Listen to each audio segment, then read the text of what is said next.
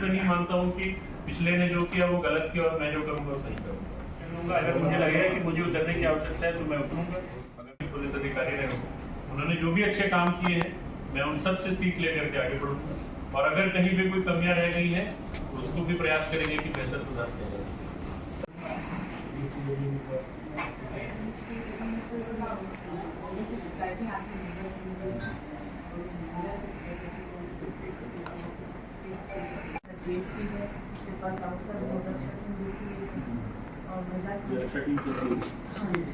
पूरे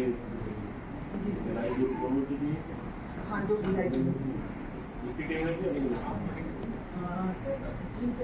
छठी पर 2 से 3 सकती है पूरा नहीं।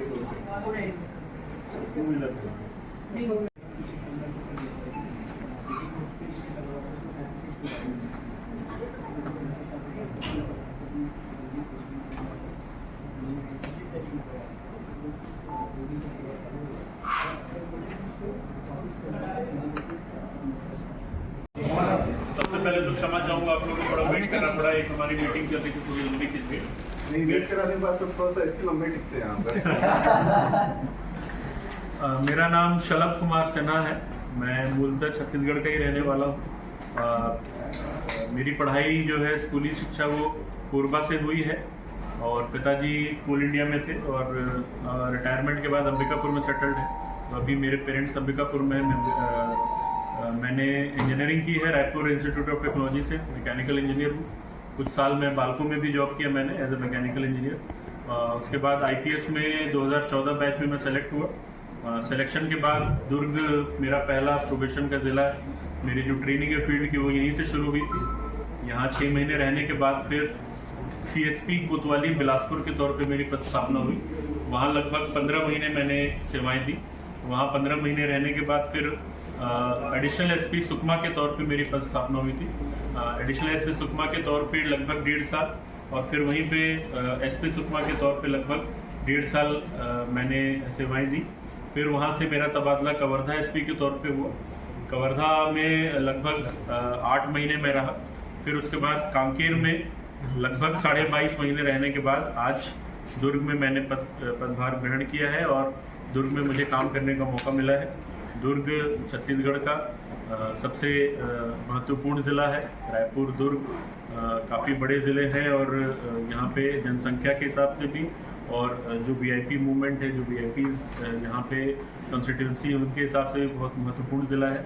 यहाँ पे क्राइम और अन्य इश्यूज़, लॉ एंड ऑर्डर के भी जो इश्यूज़ हैं, तो इसके हिसाब से मुझे काफ़ी महत्वपूर्ण जिम्मेदारी मिली है, और मैं उम्मीद करता हूँ कि अपनी टीम के साथ, अपनी टीम के सहयोग से और आप सबके सहयोग से अच्छा काम यहाँ पर कर पाऊँगा। अच्छा रिजल्ट यहाँ पर हम लोग दे पाएंगे, और जो भी लोगों की समस्या है, क्योंकि आप मीडिया हैं, आप लोगों की समस्या हम तक पहुँचा सकते हैं, तो मैं आप लोगों से भी रिक्वेस्ट करूँगा, लोगों की जो भी समस्याएं आप तक पहुँची, जो हम तक नहीं पहुँच पा रही हैं, या कोई ऐसी चीज़ें जो आप हमारे ध्यान में लाना चाहेंगे, वो समय समय पर लाते रहें।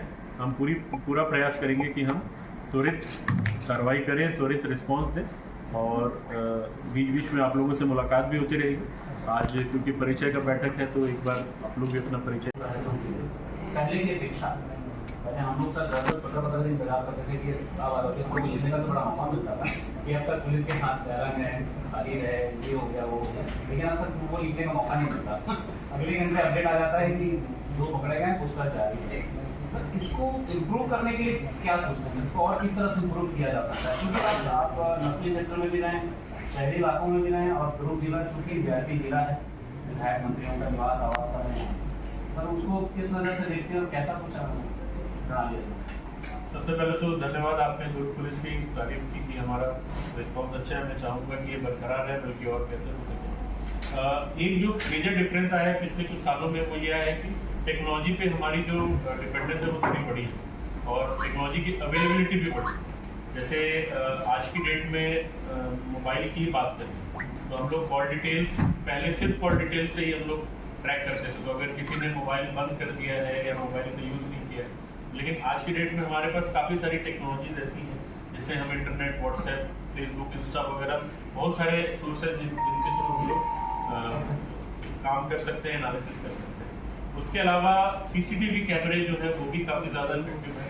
मतलब आजकल लोगों के अंदर जागरूकता हो गई है, तो कई लोग अपने घरों में भी लगा रहे हैं।